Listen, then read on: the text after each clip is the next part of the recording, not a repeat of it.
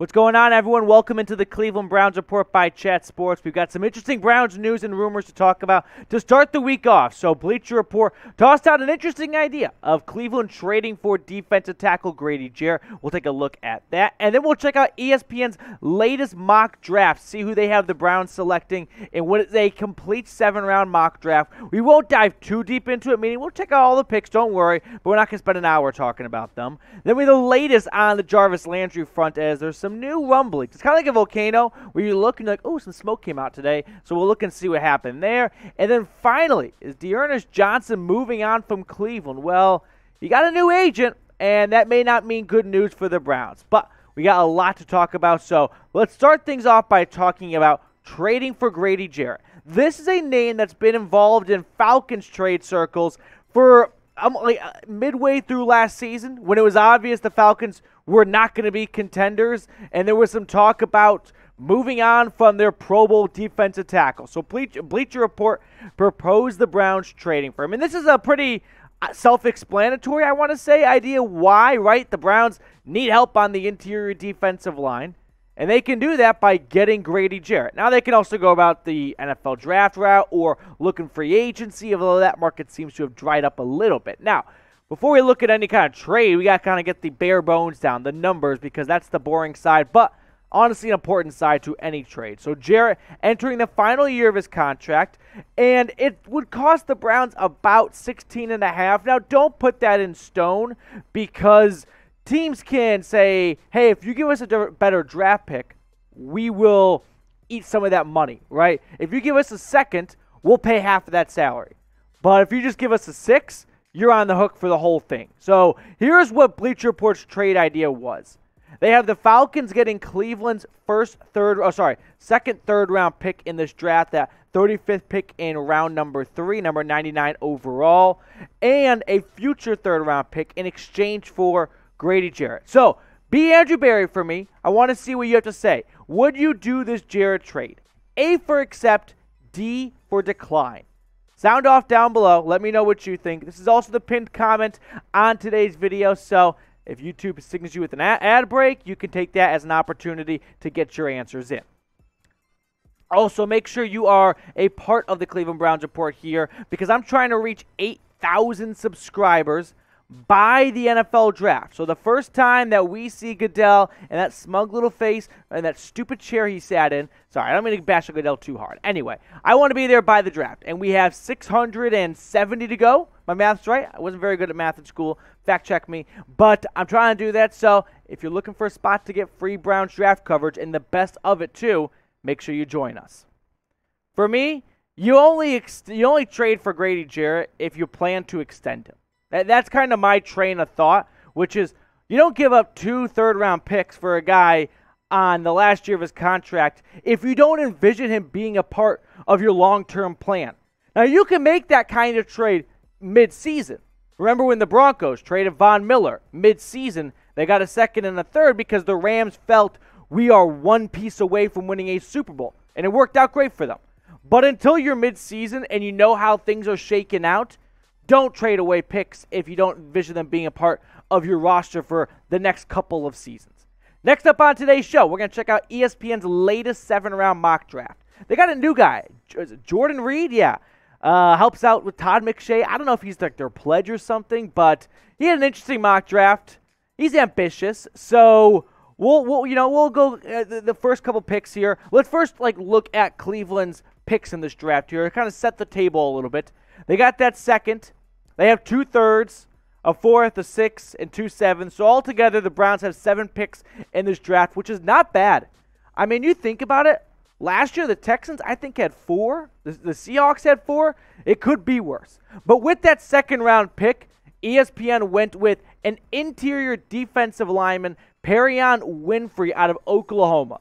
So we'll briefly break him down as a player so you guys can kind of get your spark notes on this guy. He's a quick interior defensive lineman, which means if you expect him to be a elephant and just clog up 2 lanes and not be moved easily, not the type of player is. He's slightly undersized, not the 6'4" part, but the 292-pound part. Anything sub 300 That's going to make some GMs go, ooh, I'd rather have someone bigger to, consume a center and a guard to free up a linebacker to get into the backfield and make the sack for me. However, he was one of the standouts at the Senior Bowl. Rewind all the way back to, February in Mobile, Alabama? Yeah, Winfrey was a big-time star at that Senior Bowl. He's coming off a strong season for the Sooners, 5.5 sacks. Now, a lot of those sacks, I don't expect him to be someone to go into the NFL of, ooh, he's not only good at, run stopping, but he can get after the passer too. He's got more speed than some other interior defensive linemen, but I don't see that part of his game transcending well. I think what the Browns do with the second-round pick is extremely dependent on the next 2.5 weeks leading into the draft. If we get the Twitter notification that the Browns have re-signed Jarvis Landry, then they're probably not going to draft a wide receiver in round 2. And vice versa. If they go get Jadeveon Clowney, then I don't think they're going to draft an edge rusher. Now, I've seen some lofty ideas out there of bringing both of these guys back. I'd love to see Landry and Clowney return. I just don't really envision a way how, unless they both take big pay cuts, right? Clowney's looking for 18 to 20 million. Landry's looking for, 12 to 15 million. Maybe those are both a little on the higher side, but I don't see a way that Barry can feed both of those mouths and get them both back. But if you had to pick one to sign, who would it be? Landry or Clowney? Next, we're going to look at the Browns' third-round selections here because they got those 2 third-round picks, remember. They got their own, and then they got the comp pick after Kwesi Adolfo-Mensah went to the Vikings. So, how about these stats for a third-round pick? Alec Pierce, the Cincinnati Bearcats wide receiver. 884 yards last season, 8 touchdowns. Now, if you look at Pierce's bio, he's a 6'3" guy. Now, he's going to work primarily on the outside. He's not a slot receiver. He's a very good vertical target. He is someone that can high point the ball and beat a corner to it and make great catches and come down with the football. That's who Pierce is. He's got a phenomenal vertical, 40 inches. That was the top of any wide receiver at this past NFL Combine. Don't look at that and go, oh, he's a first-round pick, though. Because sometimes the players that test the best at the Combine, you've never heard of. They're just great athletes. Just because you're a great athlete doesn't mean you'll always be a great football player. So read into that, but don't dive into that. The knock I got against Pearson, probably the reason why he's not a second-round guy, is he doesn't offer you a ton after the catch. He's not someone that can take a screen pass and go the distance. That's just not the type of player he is. Great football player. I like him in round 3. This is not a bad pick for the Browns. You know it's not a bad pick? Get hooked up with Rumble as well. It is an up-and-coming free and uncensored video platform service, and we are very proud to be a part of it, so make sure you follow us at rumble.com/BrownsReport. Help us out. We're trying to grow the channel even more, not only on YouTube, but on Rumble as well. We recently crossed 1,000 subscribers, so appreciate all of you that have joined us already over there. If you haven't, I don't know what you're waiting for. I cannot wait for the NFL draft, and I don't know if I'll be too excited if Myjai Sanders gets picked by the Browns. I like the idea. So, back-to-back Cincinnati Bearcats here. Last season, 2.5 sacks, 41 tackles. This is a player who went into the offseason rated very highly in mock drafts. And then, so-so at the Pro Bowl, at the Senior Bowl. And then he lost like 15 pounds. It's kind of, a sad story-ish because he got food poisoning, if I remember correctly, and was just not looking himself at the Combine. And this is the NFL. Like, you don't get that many chances to impress your boss before you get hired in the draft. So that's what the ESPN had Cleveland going in round 3. Let's take a look at the whole mock draft here. We'll skip over day 3, not go too deep on it. Brian Asamoah out of Oklahoma at round 4. That's a steal. Love that pick. Cade York, there's your kicker. A lot of people have been asking for one, even though they re-signed Chase McLaughlin, which doesn't mean that he is set in stone. Remember last year they brought in McLaughlin to give Parkinson competition, so why can't they do the same to him?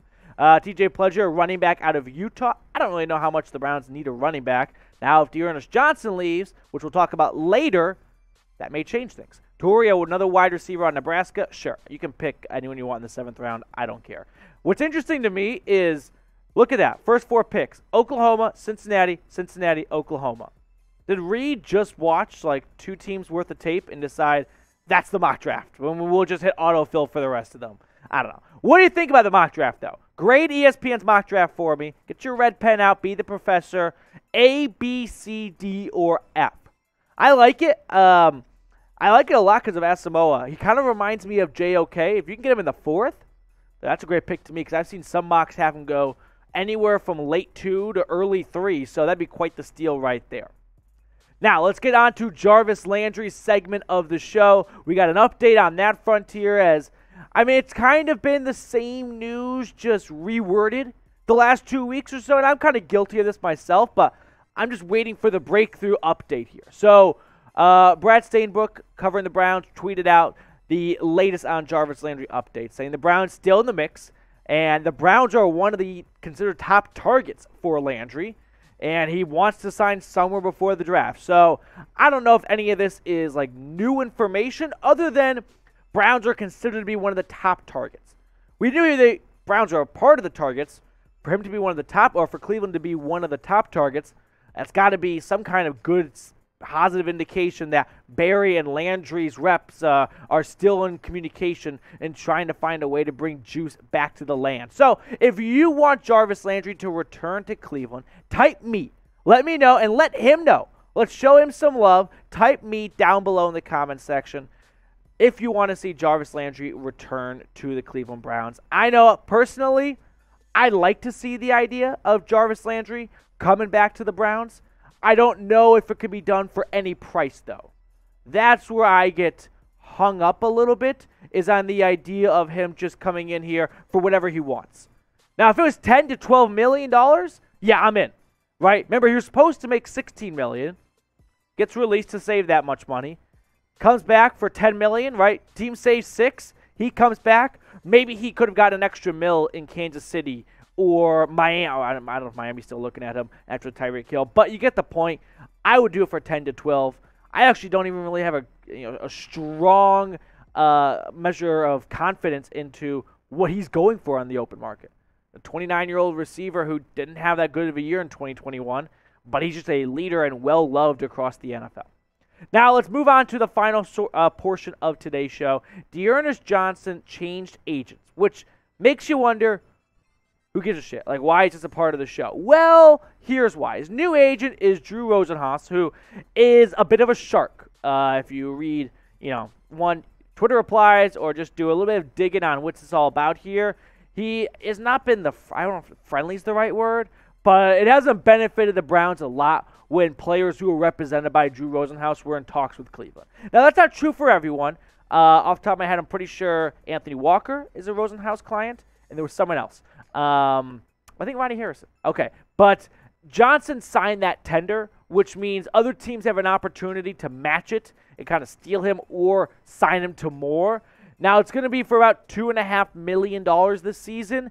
So if a team that really wants a running back wants to pay him $3 million, I don't know if the Browns are going to pay someone match that and say, yeah, we'll pay you $3 million to be our third string running back. That may be a little bit too much for someone that, if all goes to plan, he rarely gets touches, right? You have Chubb, hopefully stays healthy, and Kareem Hunt hopefully stays healthy. You want to pay someone $3 million to sit on the bench? I love Johnson. I'd love to see him have success. In fact, I think he should go get paid. Maybe not a popular opinion right now, but if, say, the Miami Dolphins, who need a running back, want to pay him $3 million, guys from Florida, happy trails, best to you, and the Browns will have to figure out another third-string running back because I know, well, first off, Hunt's contract's up after this season, so maybe they're thinking a couple steps ahead of, could Johnson replace Kareem Hunt next year? Maybe, maybe not. We'll figure it out. We'll find out. All right, that's going to do it for us on today's show. Stick around for more Browns news and rumors here on the channel. We'll catch you later here on the Cleveland Browns Report.